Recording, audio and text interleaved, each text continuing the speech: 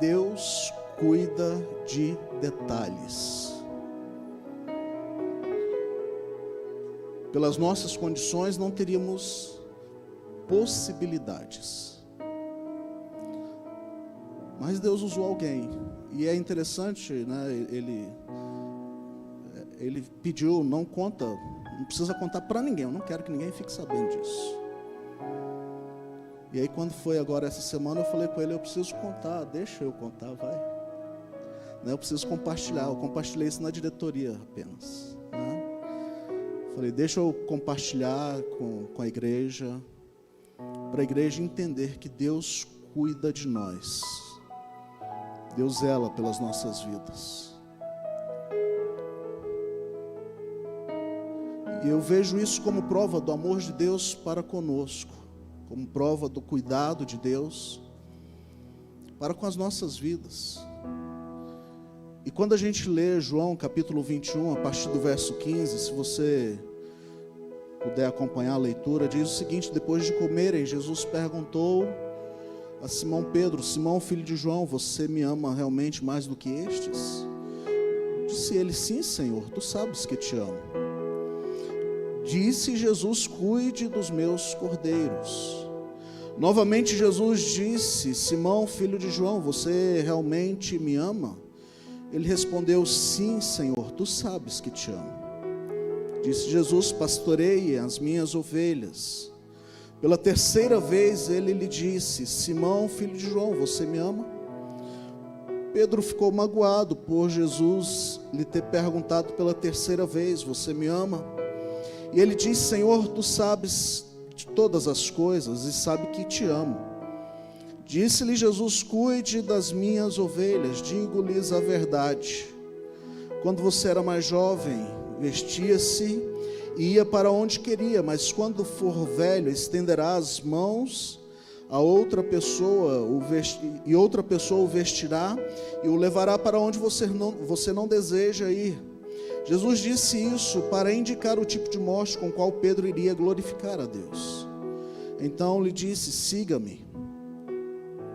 Pedro voltou-se e viu que o discípulo a quem Jesus amava o seguia. Este era o que inclinara para Jesus durante a ceia e perguntara: Senhor, quem irá te trair? Quando Pedro o viu, perguntou: Senhor, e quanto a ele?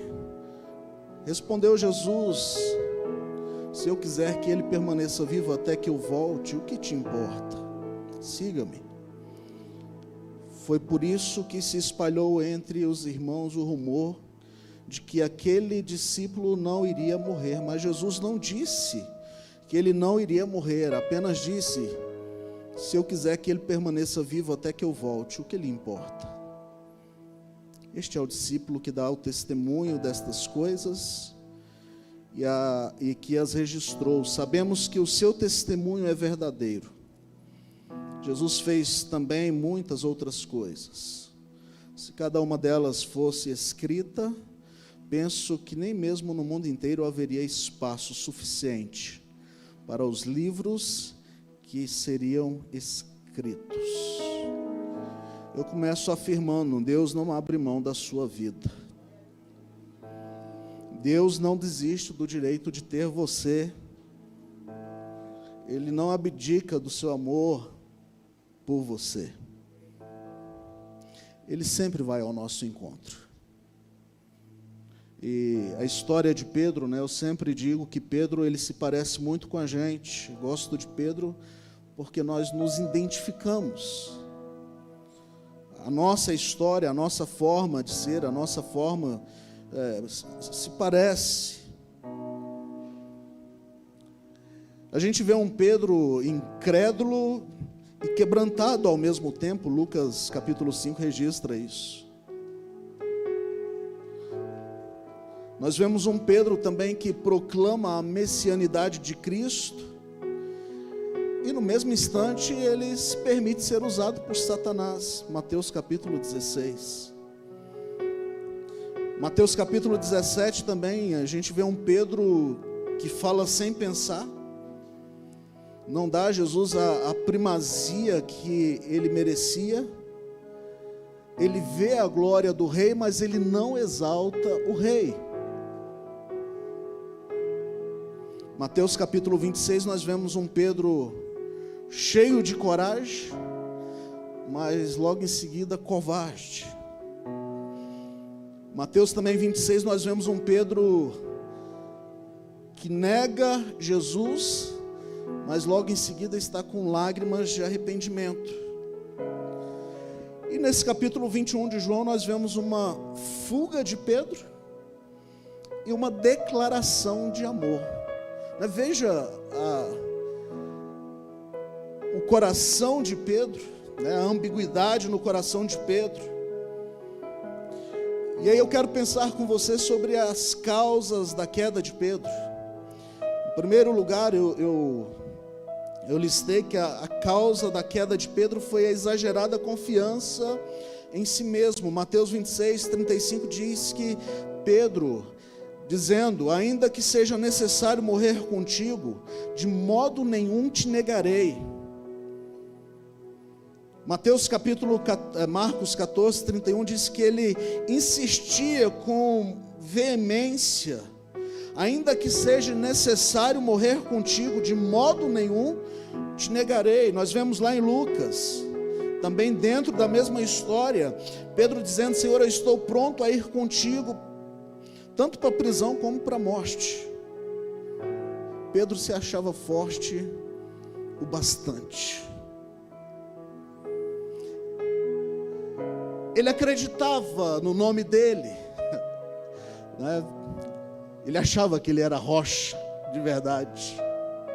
Ele achava que ele podia resolver os problemas na força do seu braço. Mas veja, ele nega o seu nome, ele nega o seu apostolado, ele nega as suas convicções por uma exagerada confiança em si mesmo, em vez de se humilhar diante daquele que pode todas as coisas. Uma segunda causa da queda de Pedro: ele considera-se melhor que os outros. Marcos 14, 24 diz que Pedro, ainda que todos se escandalizem, eu jamais me escandalizarei.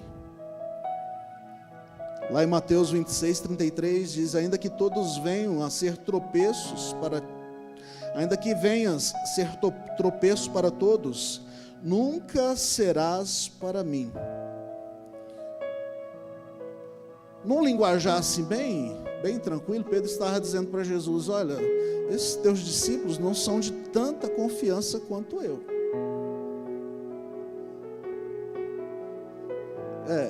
Esses cabras aí que estão andando contigo,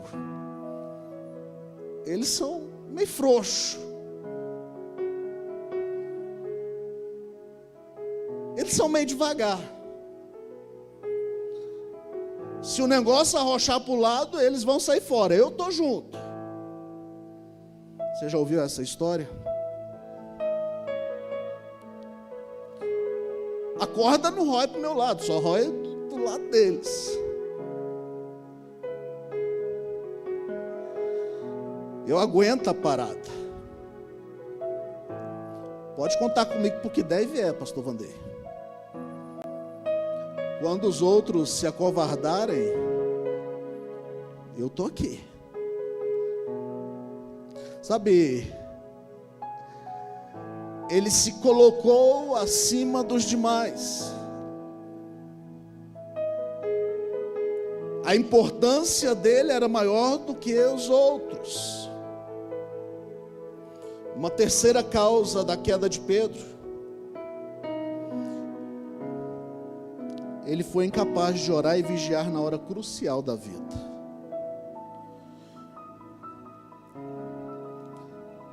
Jesus certa vez leva os 3 discípulos, Pedro, Tiago e João, junto com eles para o monte, para um momento de oração, para um momento de busca, de clamor. Os 3 discípulos dormem. Jesus está agoniado, sofrendo, porque está chegando a sua hora e ele sabe disso. A pressão está sobre ele. E ele volta para junto daqueles discípulos e fala: vocês não podem vigiar comigo nem uma hora. O momento crucial da vida, Pedro fracassa. Sabe, quando nós deixamos de vigiar, nós deixamos de orar, nós caímos em ciladas. A Bíblia diz que o diabo está ao nosso derredor, procurando a quem tragar. E a oração e a vigilância é a nossa arma de defesa.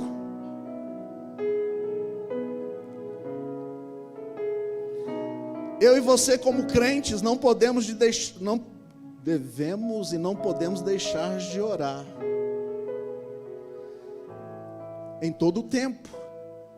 É por isso que o apóstolo Paulo, escrevendo aos Tessalonicenses, lá no capítulo 5, versículo 17, ele diz: orai sem cessar. A minha mente, a sua mente precisa estar em constante oração.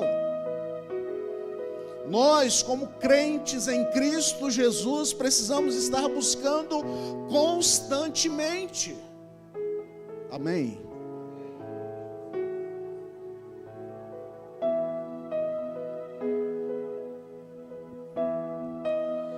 Quando a igreja deixa de orar, ela se torna fraca, se torna vulnerável. E a igreja somos nós. A igreja sou eu e você. Nós nos reunimos em um templo, mas a igreja somos nós. A igreja, o corpo vivo de Cristo na face da terra, sou eu e você. Se não nos comunicamos com o nosso Pai Celestial, nós perdemos a essência, perdemos a direção, perdemos a vontade dEle para as nossas vidas. E Jesus olha para aqueles homens e fala: vocês não podem nem um momento orar comigo.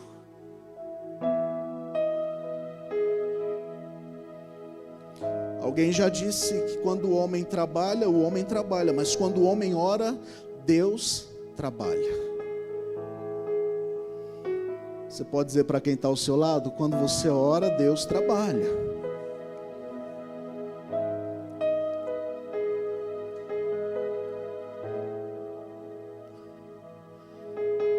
Quando você ora, tem alguém trabalhando por você. O profeta Isaías diz que Deus trabalha por aqueles que nele esperam. Sabe, a nossa esperança, a nossa confiança precisa estar no Senhor. A nossa vida de oração precisa ser uma constância em nós. Todos os dias, em todos os momentos, em todo o tempo. Aquela talvez tenha sido a maior batalha que o universo já tenha enfrentado. Jesus estava pronto a proclamar a nossa libertação. Ele estava indo à cruz. E os 3 amigos a quem ele havia levado para estar junto dele estavam dormindo.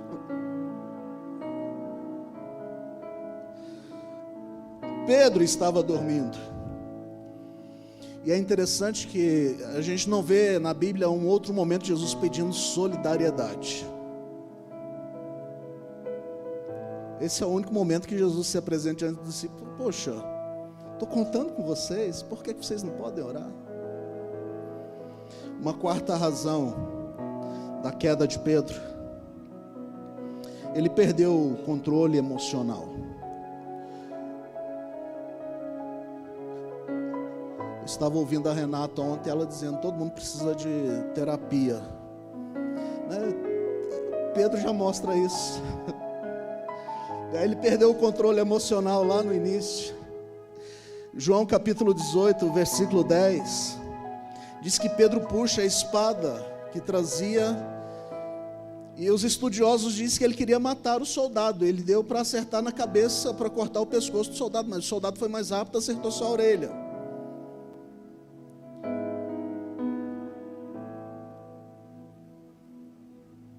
Pedro perdeu o controle emocional. ele não discerniu a natureza da batalha que ele estava enfrentando.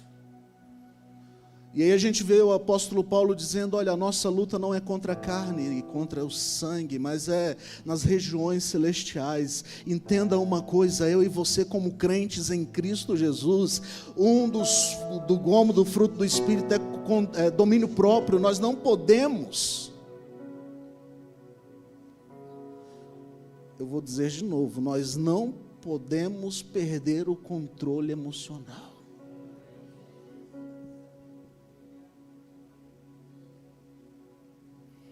Ah, mas eu sou bravo, né, irmão Zé? Eu nasci assim. Qualquer coisa eu puxo a peixeira. Sou lá do Rio Grande do Norte. Sou da Paraíba, mulher macho, sim senhor.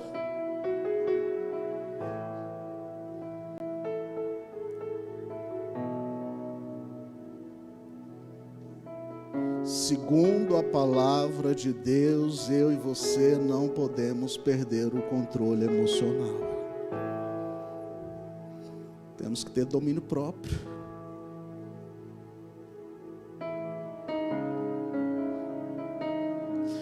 Não precisa me responder, mas quantas vezes eu e você perdemos o controle? Achamos que é na força do nosso braço que a gente vai resolver a situação. É do nosso jeito, é na nossa capacidade, é com a nossa espada. É com a nossa arma. O apóstolo Paulo diz que as armas da nossa milícia não são carnais, mas são poderosas em Deus. Entenda uma coisa, a sua vitória está em Cristo Jesus. As suas guerras serão vencidas em Cristo Jesus. Não é do seu jeito, não é com a sua força, não são com as suas habilidades. E eu penso que Pedro havia treinado bem a espada, porque imagina, era um samurai de Israel, né?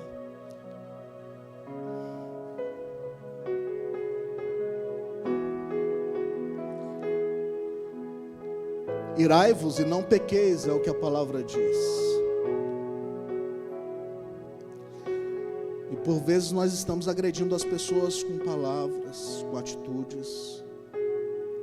Por vezes estamos agredindo pessoas à nossa volta com a nossa falta de espiritualidade. Eu quero te encorajar nesta manhã em nome de Jesus a ser transformado pelo poder do Espírito Santo de Deus. Eu quero nos encorajar nesta manhã a sermos transformados pelo poder do Espírito Santo de Deus. Eu não acredito, de verdade, eu não acredito em pessoas que se convertem, que vêm à igreja, que vêm a Jesus e a sua vida continua a mesma.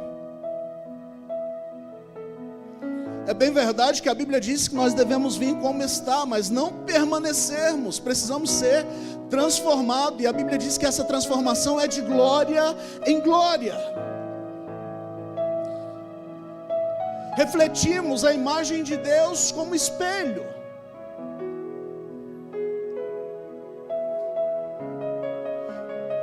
Pedro, ele fracassou porque ele perde o controle emocional.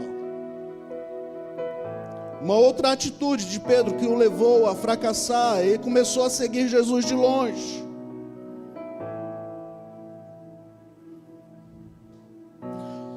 Pedro vai fraquejando, vai perdendo seus valores absolutos, ele se torna vulnerável, ele vai se acovardando.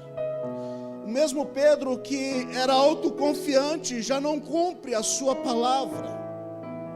O mesmo Pedro que dizia para Jesus: eu vou contigo para a cruz, agora ele está dizendo: não conheço, não sei quem é, não sei do que vocês estão falando.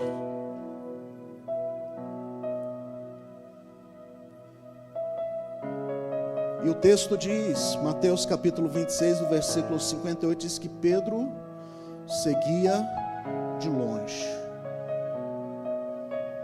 Sabe,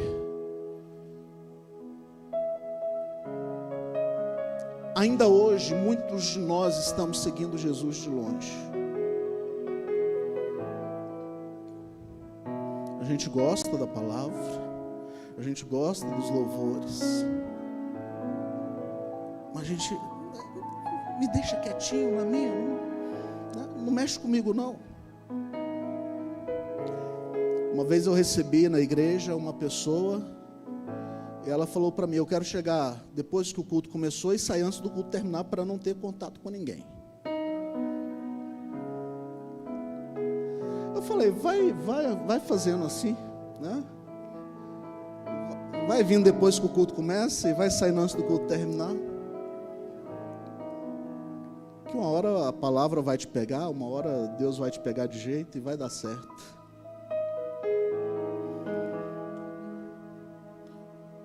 Mas muitos de nós estamos seguindo Jesus de longe. E aí está o perigo. Porque mais uma vez o diabo está ao nosso derredor, procurando a quem tragar. Eu gosto muito de ver os Discoveries animais, né? Eu acredito que é o que salva hoje na televisão, é isso aí, né? E você vê que quando um predador está tentando pegar uma presa, ele vai naquele que está mais distante, naquele que está mais fraco,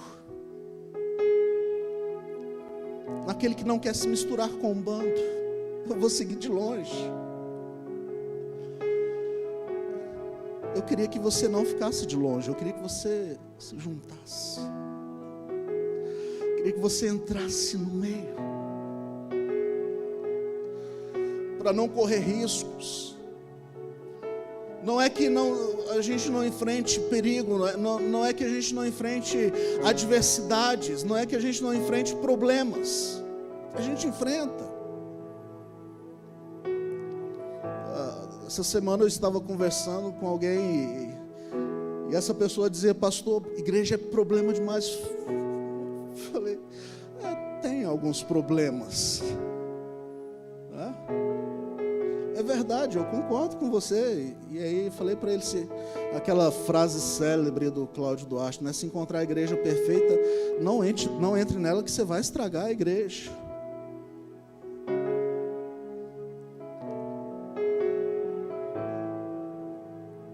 A gente enfrenta problemas, a gente tem adversidades, mas é mais fácil a gente estar unido, orando uns pelos outros, para que o milagre aconteça. Unidos no mesmo propósito. A Bíblia diz que havia unidade, unanimidade entre os discípulos, e a igreja crescia constantemente.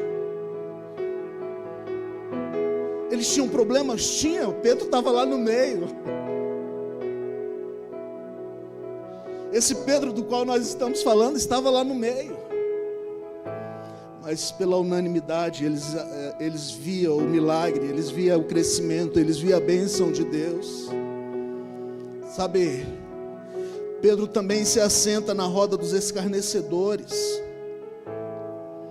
Lucas capítulo 22 fala que, versículos 54 e 55, prendendo-o, levaram e introduziram na casa do sumo sacerdote.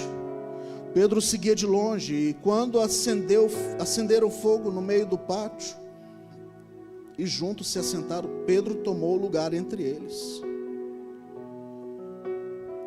E aí o salmista, lá no Salmo 1, diz para não nos associarmos com aqueles que zombam de Jesus. Não são essas as palavras, mas eu parafrasio. Muitos estão caindo hoje porque estão unidos em companhias erradas. Muitas pessoas estão deixando Jesus por estarem associados com pessoas que não querem saber nada de Jesus. O foco é outro. A vontade é outra. E às vezes até riem das piadas. Eu não sou legalista, mas tem um desses influencers aí de internet aí que é misericórdia. Ele zomba da igreja abertamente, é crente, pasmem, segundo ele, né? Zomba do falar em línguas, zomba da oração, zomba. Se diz crente.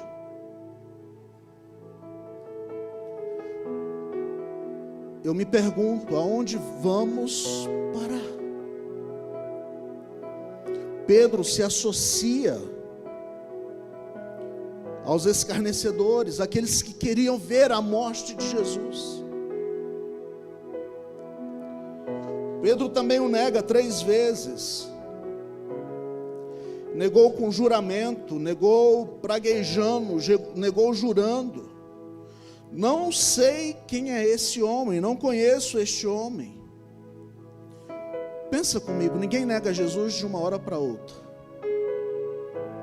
Estou do lado de Jesus aqui, caminhando, cheio de gás. 30 segundos depois, não sei quem é.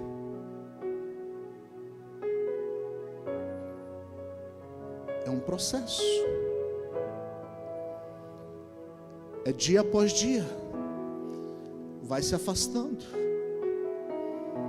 Já não tem prazer na leitura bíblica, já não tem prazer na oração, já não tem prazer na busca, já não tem prazer nos dons espirituais.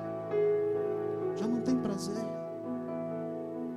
O que me resta agora? Me resta negar Jesus.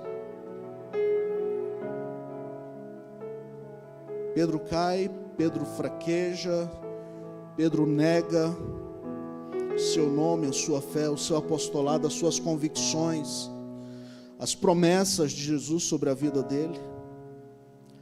Mas a boa notícia nesta manhã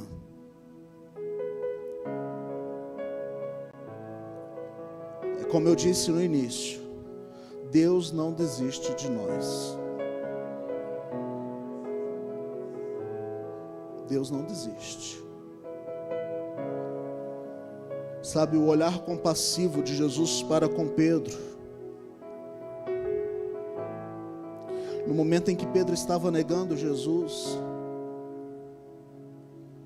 Lucas 22 registra isso, 22, 60 a 62, diz que naquele momento em que Pedro estava negando Jesus, o olhar de Jesus se cruza com o olhar de Pedro. E não um olhar de acusação, não um olhar de condenação, mas um olhar disposto a restaurar a vida de Pedro. Um olhar disposto a transformar a vida de Pedro. A dar um giro na vida de Pedro e falar: vamos viver uma história que eu tenho escrita para você. É bem provável que Pedro, aliás, a Bíblia diz que Pedro se lembra das palavras de Jesus. E ele sai e ele chora amargamente.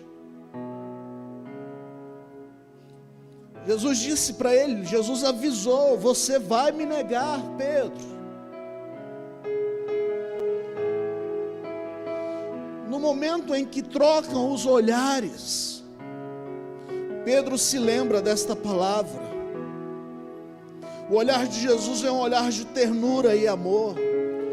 É um olhar que penetra na alma para trazer Pedro ao arrependimento.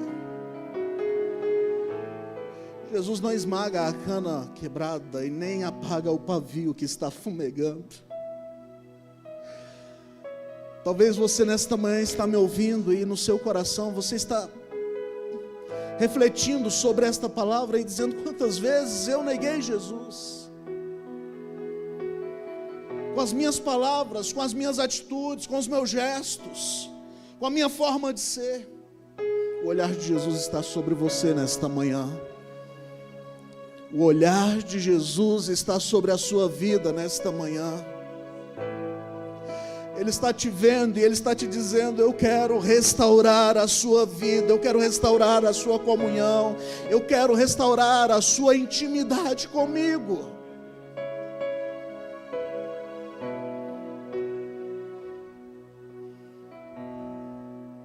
Aquele olhar levou Pedro ao arrependimento.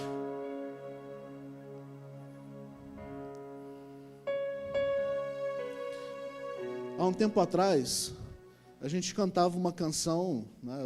O João não conhece, não vou nem pedir ajuda a ele,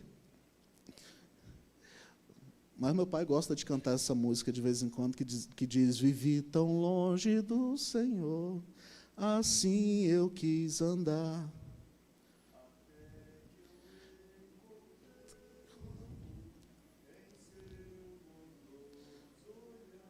Só ele, o irmão Estevão e a Abigail que conhece. O Robson também está cantando lá. Seu maravilhoso olhar.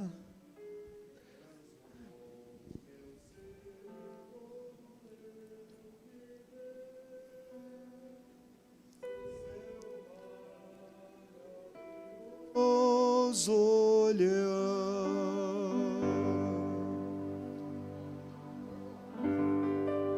Acertou o tom, ó. Uhul. Em contrição, então voltei à fonte deste amor. Amém. É isso aí.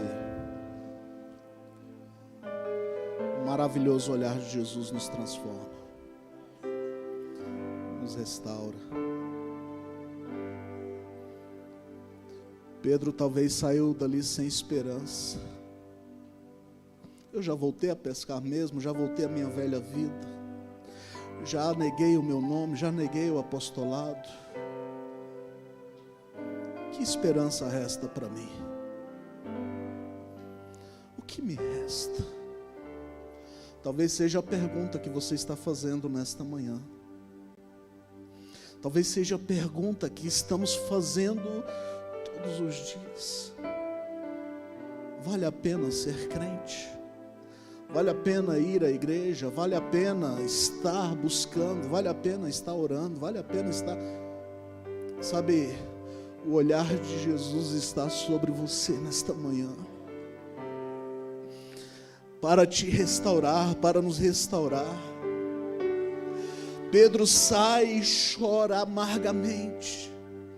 Ele coloca toda a sua aflição, toda a sua angústia diante daquele olhar.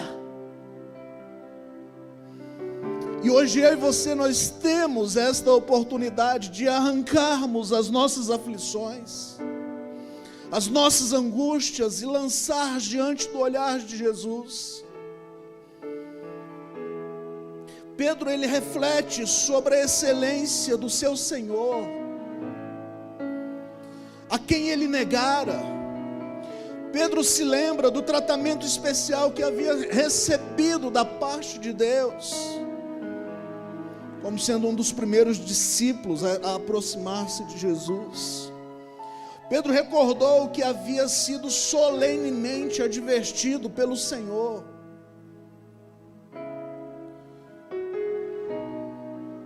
E é bem provável que ele tenha se lembrado dos seus votos de fidelidade.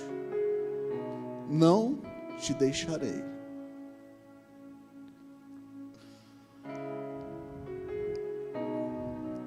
E eu quero que você pense nesta manhã sobre você. Os nossos pequenos progressos espirituais, as nossas conquistas espirituais que tivemos. Coisas que fazíamos no passado e deixamos de fazer. As mudanças, a mudança em nossa vida. A nossa comunhão com o Senhor. Pedro chora aquela água podre diante do Senhor. E diferente de Judas, ele não engole o veneno da traição, mas ele joga para fora. Judas engole e vai se matar.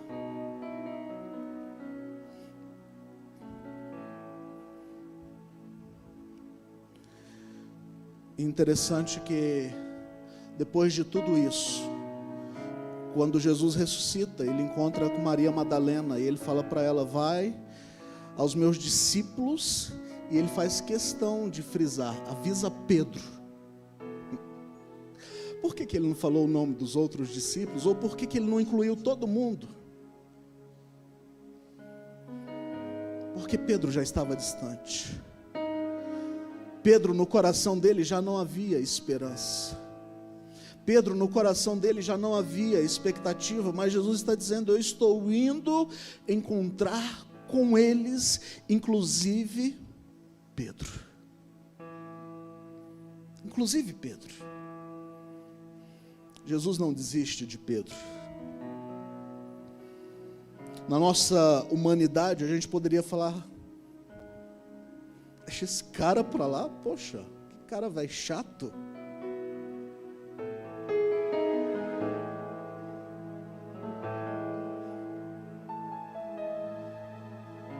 Deixa esse homem para lá, deixa, ele não quer nada contigo, ele já te negou mesmo, o que você vai fazer atrás dele?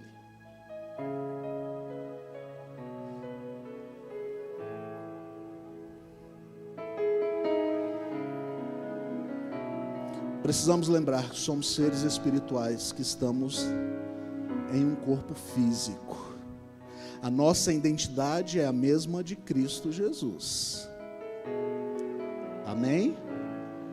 Você tem a identidade de Cristo Jesus.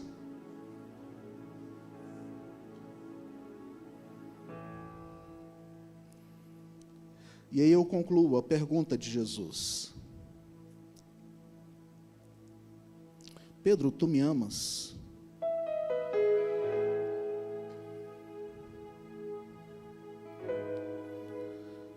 E Pedro disse: sim, Senhor, tu sabes que te amo. A única exigência que Jesus faz a Pedro, para que ele cuidasse das suas ovelhas, é que ele amasse o Senhor Jesus. Ele não exigiu um seminário: não, você precisa ir agora para o CEID fazer 4 anos de teologia para depois vir cuidar das minhas ovelhas.